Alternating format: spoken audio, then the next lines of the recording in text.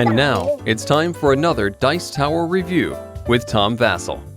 Well, howdy folks. Today we're going to be taking a look at the Minigames library from Level 99 Games. Now, Level 99 Games is probably best known currently for their War of Endines games and soon to be released Devastation of Endines. Fantastic two-player fighting game.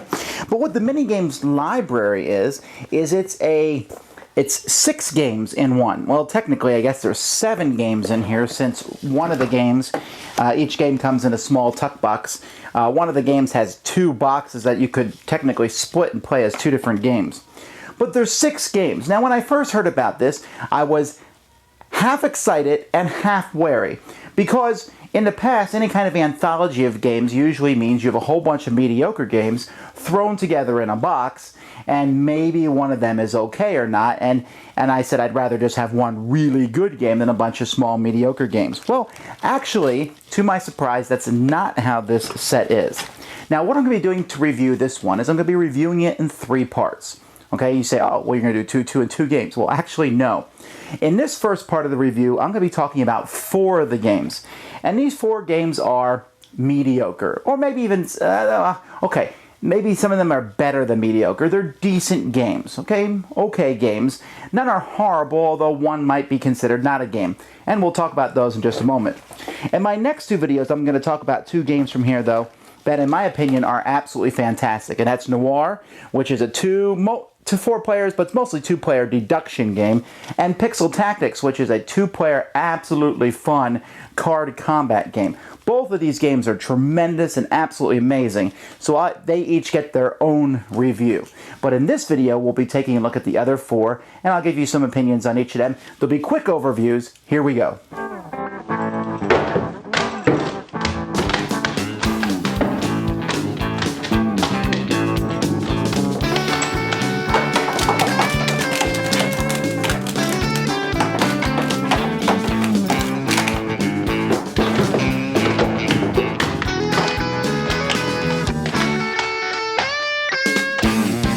Game on the docket is Infinity Dungeon, which is the one that comes in 2 different decks, and you can combine those or you can play with each one by itself. Now, this is not really a game, this is an activity. I mean, I guess you could argue over semantics, but the way this game works is each player, each player is going to be given one of these cards, and these cards are voting cards as you play them, so you can vote yes or no on different things. One person is the active player, and the other person is going to be the active GM. Now, the way this game works is you are just trying to invent super duper crazy stories, and the game really gives you an idea for that. First of all, each person is a character, and so the characters are going to be different people, and they're really crazy people. This is the butler, maybe you're an evil overlord, maybe you're a ninja, maybe you're a tycoon, and then you have a set of equipment here, sunglasses, briefcase of money, satellite phone, bodyguard, and a $10,000 suit. Now, the bodyguard has an asterisk by it because you need to pick someone specific to be your bodyguard. Maybe you'll say Steven Seagal. And here, so you're in the dungeon for whatever reason. This guy's here to scout it as a potential acquisition by your company. If you have your way, Infinity Dungeon will be demolished and a mini mall will be built on top of it. You can call for additional supplies to be airdropped to you while you're in a dungeon. You can't destroy or deface a dungeon in any way via your plans, as that might leave you open to a lawsuit. So it kind of gives you a benefit getting this stuff airdropped, while at the same time giving you something negative. So now this one set has these more modern things, you know, pop star, artist, or then there's the other one that has kind of older things, like from a more fantasy, a mad scientist, or a doom cultist, or a railroad conductor. And each of these people, like the railroad conductor, has an invincible train that he can use. And so what's going to happen is you're going to go into a different room in the dungeon. And so, for example, you'll take one room, and at the bottom of each of these room cards are different pieces of equipment. So here's the cold room. And in this cold room, it says you step into a freezing cold room. Frost rims the room and ceiling, and even the torches on the wall hang with icicles. On the far wall is a large locked door. In the room center is a solid block of ice, and in the center of the ice block is a gray blotch. you say, oh, it's a key, and that key is made from ice within the block of ice. And in this room, there's a grapnel hook, a tuba, a lemonade stand, a volleyball, and a mini gun. Now again, this is from one of the decks. Maybe you will be in the room of hidden traps, or maybe you'll be in the music room, or maybe you'll be at high noon or something, each one of these things. And so the active player has to announce to everybody what his plan is. And he has to follow whatever weird things, like for example, the pirate here can never run out of rum, and he must steal something from every room in which he makes a plan. So he makes some kind of weird, unusual plan. And then players are going to vote yes or no on his plan. If they vote no, it's not that they're voting no on his plan, they just have to introduce some sort of challenge. There's how are you planning to involve ducks in this challenge? Or, I think this challenge will only work if something explodes throughout the challenge.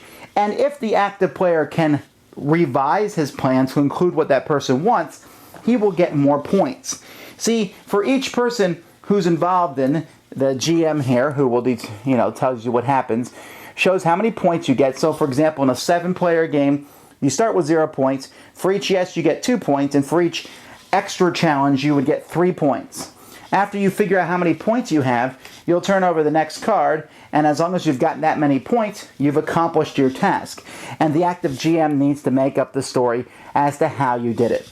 So this game is all about making wild, crazy stories, and then you go to the next room. If you don't make it, the GM has to kill your character in some spectacular fashion, and you draw a new character and go to the next room. This is a decent game. It's, like I said, it's not a game, it's an activity. It's a fun activity. There's lots of story activities. It reminds me of other games in this genre, like the Texas Zombies, Cat and Chocolate, where it's all about making up crazy stories. This might attract people, though, because it really pushes you towards that end. It really has just over-the-top characters and rooms that you go in. Are you a big game hunter or a panhandler? And what room are you going to be going into next? Are you going into the slammer, the switch room, the nail bed corridor? And all this stuff combined together makes for a very silly experience. Okay, the next game is called Blades of Legend, and this is a game in which many of the players are equipped with these Blades of Legend, which look like these gigantic swords that people can barely carry around, or, they're not all blades. Here is terror and all sorts of different weapons and so then that you can have from these, Fantasy Flight and those type of games. You're going to, in the Blades of Legends, and it's a game that works well with a large group of people. In fact, the larger the group, the better the game is.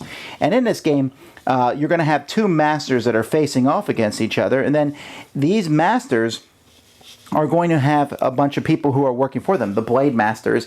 And each of these people who have the Blade Master, they're going to get one of these weapons, and they're going to get a seal, which is going to match one of the colored seals. Masters will have seals in front of them, and they will also have a seal.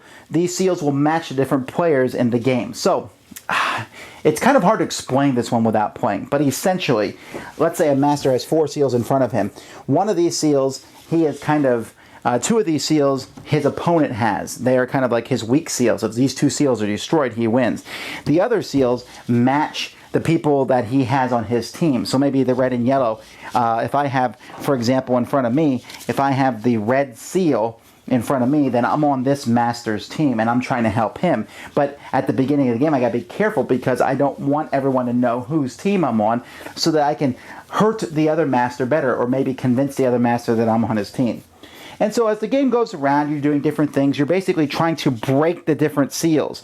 Now, the weapon people, they want their seals to be broken because when that happens, their weapon will transform to a much more powerful weapon with a better special ability. While the master does not want his 2 seals to be broken, which the other master knows what those are, because when that happens, then the other master wins. And so it's kind of like a team game, although there is a special character card here for the collector, and that's if you have an odd number of players, and that works pretty well too. What I've noticed about this game is it's kind of like a lesser, it's more like, the Resistance or Werewolf or those style games where you're trying to figure out who everybody is. I mean, the colors here are really nice. The swords are neat. Each of the swords has different abilities, and some of them, the number up here is basically how much power the sword needs before it activates. So the ones with smaller numbers aren't as powerful as the more powerful ones. which can really do a lot of damage to your opponents or help you out. But the game works best with a big number of players because you're all back and forth trying to figure out who's on what team. So I would play with a full complement of players with this one. If I have fewer players, I'd probably rather play a game like Resistance or not, unless this theme of carrying around massively gigantic weapons is something that appeals to you.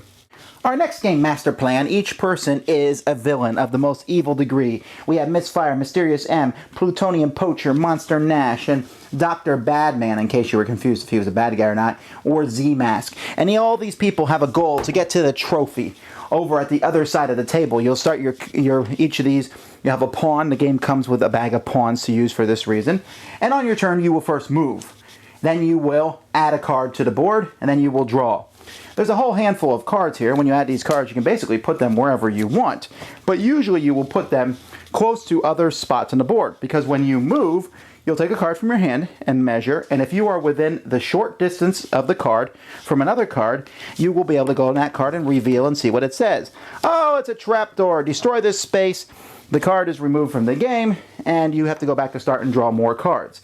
However, maybe I would land on a bonus gift in which I draw 3 cards and then give 1 to each other person. Or maybe green here, choose any face-down card, pick it up, and replace it with a card from your hand. That's a switch. And there's bombs, and there's blasters where you can destroy things, or there's teleporters where the person on your left can make a move with your character. And all this time, you're just trying to move from these cards to the end thing. You can also play a version of the game where instead of having your regular guy, you turn him over and you have a special power. This guy can, if he moves from a face-up space to a face-down space, he can choose not to flip the space. And he can't claim the trophy from a face-down space. So he might not, that's a special ability that he has. And each person has their own special ability. This is a very light game. And I don't mind it because it's quick, and it's silly, and it's fun. If someone puts a card right in front of you, I mean, the chances are that it's a trapdoor, but they might have put that there just so you have to put your cards and go around that trapdoor. And then maybe it's not even a trapdoor at all, and you're just tempting them and taunting them.